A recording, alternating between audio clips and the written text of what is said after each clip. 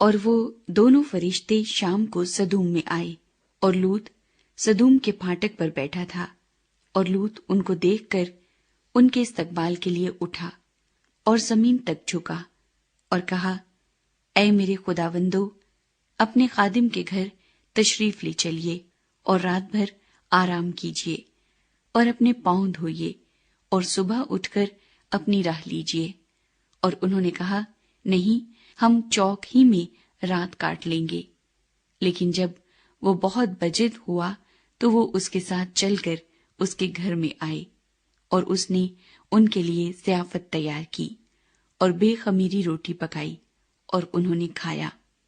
اور اس سے پیشتر کہ وہ آرام کے لیے لیٹے، سدوم شہر کے مردوں نے، جوان سے لے کر بڈھے تک، سب لوگوں نے ہر طرف سے اس گھر کو گھیر لیا، اور انہوں نے لوط کو پکار کر اس سے کہا کہ وہ مرد جو آج رات تیرے ہاں آئے ہیں کہاں ہیں؟ ان کو ہمارے پاس باہر لے آ تاکہ ہم ان سے صحبت کریں۔ تب لوط نکل کر ان کے پاس دروازے پر گیا اور اپنے پیچھے کواڑ بند کر دیا اور کہا کہ اے بھائیو، ایسی بدی تو نہ کرو۔ دیکھو، میری 2 بیٹیاں ہیں جو مرد سے واقف نہیں، مرضی ہو تو میں ان کو تمہارے پاس لے آؤں، اور جو تم کو بھلا معلوم ہو ان سے کرو، مگر ان مردوں سے کچھ نہ کہنا، کیونکہ وہ اسی واسطے میری پناہ میں آئے ہیں۔ انہوں نے کہا، یہاں سے ہٹ جا۔ پھر کہنے لگے کہ یہ شخص ہمارے درمیان قیام کرنے آیا تھا اور اب حکومت جتاتا ہے، سو ہم تیرے ساتھ ان سے زیادہ بدسلوکی کریں گے۔ تب وہ اس مرد یعنی لوط پر پل پڑے اور نزدیک آئے تاکہ کواڑ توڑ ڈالیں، لیکن ان مردوں نے اپنے ہاتھ بڑھا کر لوط کو اپنے پاس گھر میں کھینچ لیا اور دروازہ بند کر دیا، اور ان مردوں کو جو گھر کے دروازے پر تھے، کیا چھوٹے کیا بڑے، اندھا کر دیا، سو وہ دروازہ ڈھونڈتے ڈھونڈتے تھک گئے۔ لوط سدوم سے روانہ ہوتا ہے۔ تب ان مردوں نے لوط سے کہا، کیا یہاں تیرا اور کوئی ہے؟ داماد اور اپنے بیٹوں اور بیٹیوں اور جو کوئی تیرا اس شہر میں ہو، سب کو اس مقام سے باہر نکال لے جا، کیونکہ ہم اس مقام کو نیست کریں گے، اس لیے کہ ان کا شور خداوند کے حضور بہت بلند ہوا ہے، اور خداوند نے اسے نیست کرنے کو ہمیں بھیجا ہے۔ تب لوط نے باہر جا کر اپنے دامادوں سے، جنہوں نے اس کی بیٹیاں بیاہی تھیں، باتیں کی اور کہا کہ اٹھو اور اس مقام سے نکلو، کیونکہ خداوند اس شہر کو نیست کرے گا۔ لیکن وہ اپنے دامادوں کی نظر میں مضحک سا معلوم ہوا۔ جب صبح ہوئی تو فرشتوں نے لوط سے جلدی کرائی اور کہا کہ اٹھ، اپنی بیوی اور اپنی دونوں بیٹیوں کو جو یہاں ہیں لے جا، ایسا نہ ہو کہ تو بھی اس شہر کی بدی میں گرفتار ہو کر ہلاک ہو جائے۔ مگر اس نے دیر لگائی تو ان مردوں نے اس کا اور اس کی بیوی اور اس کی دونوں بیٹیوں کا ہاتھ پکڑا، کیونکہ خداوند کی مہربانی اس پر ہوئی اور اسے نکال کر شہر سے باہر کر دیا۔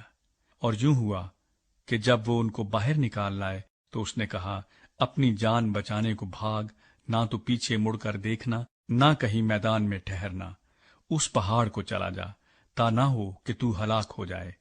اور لوط نے ان سے کہا کہ اے میرے خداوند، ایسا نہ کر، دیکھ تو نے اپنے خادم پر کرم کی نظر کی ہے اور ایسا بڑا فضل کیا کہ میری جان بچائی۔ میں پہاڑ تک جا نہیں سکتا، کہیں ایسا نہ ہو کہ مجھ پر مصیبت آ پڑے اور میں مر جاؤں۔ دیکھ، یہ شہر ایسا نزدیک ہے کہ وہاں بھاگ سکتا ہوں، اور یہ چھوٹا بھی ہے، اجازت ہو تو میں وہاں چلا جاؤں۔ وہ چھوٹا سا بھی ہے اور میری جان بچ جائے گی۔ اس نے اس سے کہا کہ دیکھ، میں اس بات میں بھی تیرا لحاظ کرتا ہوں کہ اس شہر کو جس کا تو نے ذکر کیا غارت نہیں کروں گا۔ جلدی کر اور وہاں چلا جا، کیونکہ میں کچھ نہیں کر سکتا جب تک کہ تو وہاں پہنچ نہ جائے۔ اسی لیے اس شہر کا نام زغر کہلایا۔ سدوم اور عمورہ کی بربادی۔ اور زمین پر دھوپ نکل چکی تھی جب لوط سغر میں داخل ہوا۔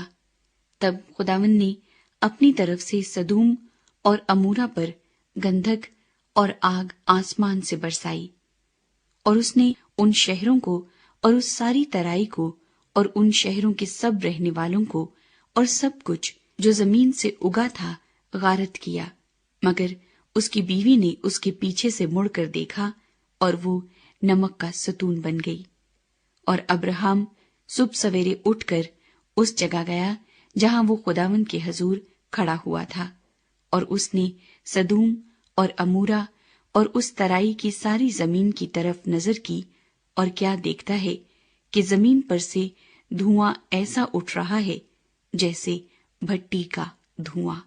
اور یوں ہوا کہ جب خدا نے اس ترائی کے شہروں کو نیست کیا تو خدا نے ابراہم کو یاد کیا اور ان شہروں کو جہاں لوط رہتا تھا غارت کرتے وقت لوط کو اس بلا سے بچایا۔ موآبیوں اور امونیوں کا آغاز۔ اور لوط زگر سے نکل کر پہاڑ پر جا بسا، اور اس کی دونوں بیٹیاں اس کے ساتھ تھیں، کیونکہ اسے زگر میں بستے ڈر لگا، اور وہ اور اس کی دونوں بیٹیاں ایک غار میں رہنے لگے۔ تب پہلوٹی نے چھوٹی سے کہا کہ ہمارا باپ بڈھا ہے اور زمین پر کوئی مرد نہیں جو دنیا کے دستور کے مطابق ہمارے پاس آئے۔ آؤ ہم اپنے باپ کو مے پلائیں اور اس سے ہم آغوش ہوں تاکہ اپنے باپ سے نسل باقی رکھیں۔ سو انہوں نے اسی رات اپنے باپ کو مے پلائی، اور پہلوٹی اندر گئی اور اپنے باپ سے ہم آغوش ہوئی، پر اس نے نہ جانا کہ وہ کب لیٹی اور کب اٹھ گئی۔ اور دوسرے روز یوں ہوا کہ پہلوٹی نے چھوٹی سے کہا کہ دیکھ، کل رات کو میں اپنے باپ سے ہم آغوش ہوئی، آؤ آج رات بھی اس کو مے پلائیں، اور تو بھی جا کر اس سے ہم آغوش ہو تاکہ ہم اپنے باپ سے نسل باقی رکھیں۔ سو اس رات بھی انہوں نے اپنے باپ کو مے پلائی، اور چھوٹی گئی اور اس سے ہم آغوش ہوئی، پر اس نے نہ جانا کہ وہ کب لیٹی اور کب اٹھ گئی۔ سو لوط کی دونوں بیٹیاں اپنے باپ سے حاملہ ہوئیں، اور بڑی کے ایک بیٹا ہوا، اور اس نے اس کا نام موآب رکھا۔ وہی موآبیوں کا باپ ہے جو اب تک موجود ہیں۔ اور چھوٹی کے بھی ایک بیٹا ہوا، اور اس نے اس کا نام بن امی رکھا۔ وہی بنی امون کا باپ ہے جو اب تک موجود ہیں۔ ابراہم